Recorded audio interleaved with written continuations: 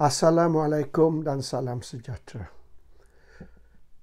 Lokman Nur Adam berkata, ada pengkhianat yang nak cabar Ahmad Zahid Hamidi untuk jawatan Presiden UMNO. Itu bukan dipanggil pengkhianat, itu dipanggil demokrasi. Oleh kerana di dalam demokrasi, semua jawatan dalam parti boleh ditanding dan mengikut perlembagaan UMNO, tidak salah sekiranya sesiapa nak bertanding jawatan Presiden Parti, walaupun ada 5, 6 atau lebih calon yang bertanding sekali. That is not treacherous. That is demokrasi. Jadi Lokman ni mungkin kena baca perlembagaan UMNO betul-betul supaya memahami. Dan perlembagaan UMNO ni sama juga perlembagaan PKR, parti di mana Lokman dulu menyertai. It's the same thing. And this no contest number 1, number 2 ni dibuat masa zaman Anwar dulu. Apabila Anwar takut dia dan Mahathir dicabar di dalam pemilihan parti, maka mereka keluarkan no contest number 1, number 2. Ini Anwar memang masa tu Anwar takut dia dicabar dan dia tidak akan menang timbalan Presiden parti UMNO. It's an old trick. Jadi pertandingan untuk mana-mana jawatan ni biasa saja dan dibenarkan. Dan untuk memanggil orang, sesiapa sekalipun yang nak bertanding jawatan dalam parti sebagai pengkhianat, ini memang pemikiran orang tidak matang dan orang yang tidak menghormati demokrasi. Sebab apa takut sangat Zahid dicabar? Adakah oleh kerana Zahid telah membohong dan menipu parti begitu lama? Zahid telah cakap macam-macam dan semuanya bohong. Dan Zahid buat ini, buat itu dan menafikannya. Dan semua yang Zahid buat tu tidak menguntungkan UMNO, merugikan UMNO. Zahid kata no Anwar, no DAP, no PAS, no Bersatu. Tapi secara secret di dalam, secara sulit, dia membuat deal dengan Anwar untuk membentuk kerajaan selepas PRU 15. Lokman umum sekiranya pilihan raya diadakan sekarang, iaitu sebelum cukup tahun, dan barisan bertanding solo tanpa berpakat dengan mana-mana parti, baik pakatan, baik perikatan. Mereka menyertai pilihan raya sebagai barisan nasional sahaja, maka mereka akan menang 2/3 dari kerusi parlimen, sekurang-kurang 148 kerusi parlimen, dan mereka boleh bentuk kerajaan solo tanpa bergabung dengan mana-mana parti. Ini bohong. Mereka tahu sekiranya mereka bertanding pilihan raya secara solo tanpa berpakat dengan mana-mana parti lain, mereka tak akan menang lebih dari 50 kerusi parlimen. Bukan 150 kerusi parlimen. Tak sampai pun 50. Dan terbukti, mereka menang hanya 30. 26 ke UMNO. Mereka kata sokongan Melayu terhadap UMNO sudah kuat, sudah meningkat.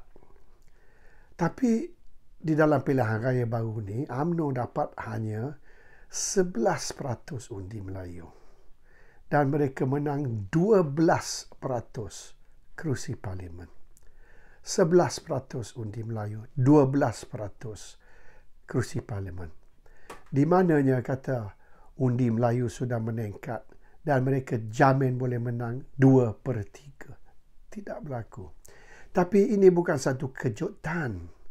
Ini bukan maknanya macam pilihan raya PRU 14. Di mana mereka betul-betul berasa yang mereka akan menang besar tapi terkejut apabila kalah.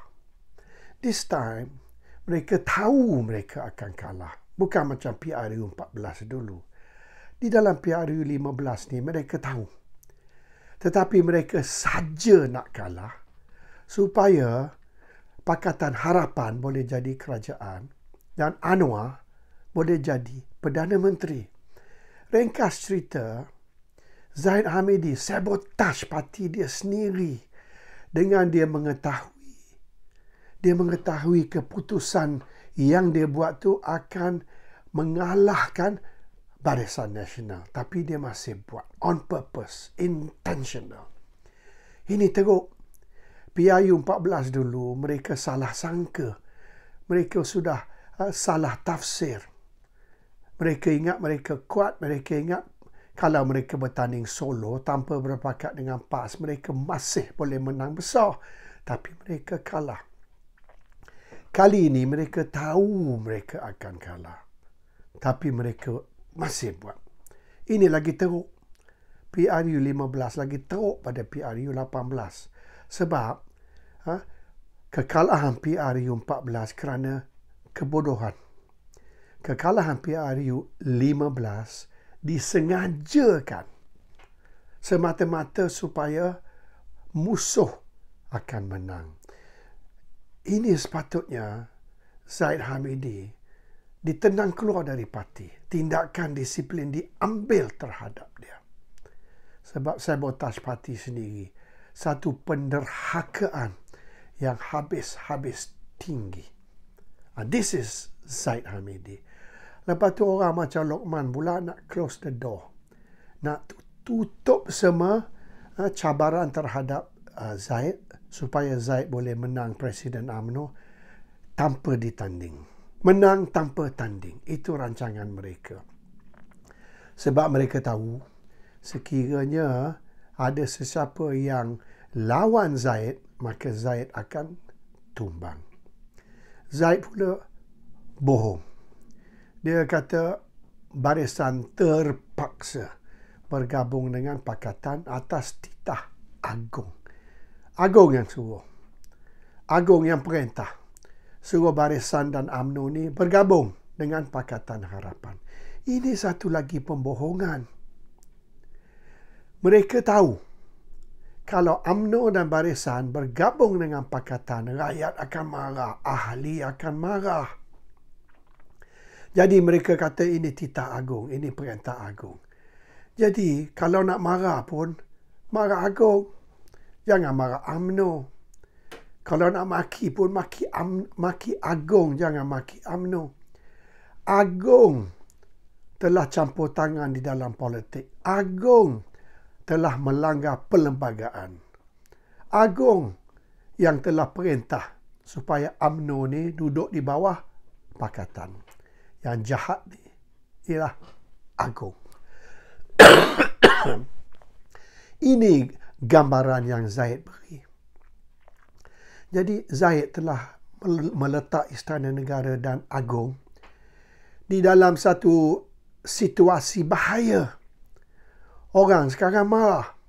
Orang kata sebab apa awak cakap banyak no Anwar lah, no DAP lah, no PAS, no Bersatu. Akhirnya awak yang bawa UMNO duduk di bawah Pakatan Harapan dan awak paksa PAS dan Bersatu juga menyertai kerajaan baru. Dan awak kata ini titah Agong. Agong suruh UMNO, PAS, Bersatu duduk di bawah Pakatan Harapan. Jadi hamba kepada Pakatan Harapan. Bila PAS dengan Bersatu tak mau, awak tuduh PAS dengan Bersatu sebagai pengkhianat kepada Raja, pengkhianat kepada Agong. Ini tugas Agong ke? Ini kuasa Agong ke? Ini tanggungjawab Agong ke? Sebab apa awak kata Agong yang titah? Bahawasanya UMNO, PAS, Bersatu kena duduk di bawah Pakatan Harapan. Kena jadi hamba kepada DAP dan PKR. Jadi ini satu penipuan. Dan penipuan ni meletakkan Agong di dalam satu situasi sangat bahaya. Banyak dosa yang Zaid Hamidi telah buat.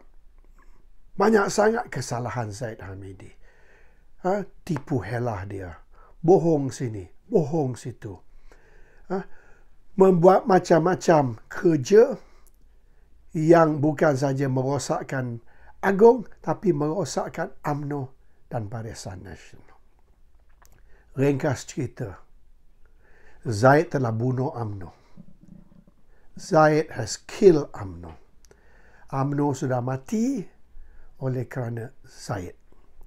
Dan lagi nak tutup pintu supaya tidak ada orang boleh cabar dia sebagai Presiden Parti. Ini kerja